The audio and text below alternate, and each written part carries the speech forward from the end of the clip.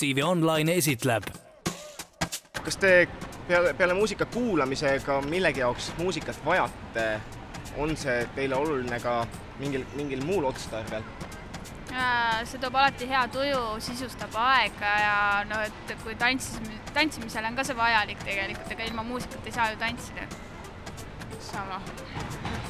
Et tantsimine kui selline, et kas te peate selle all silmas nagu klubis tantsimist või tegelete tantsuga vähe professionaalsemal tasemel?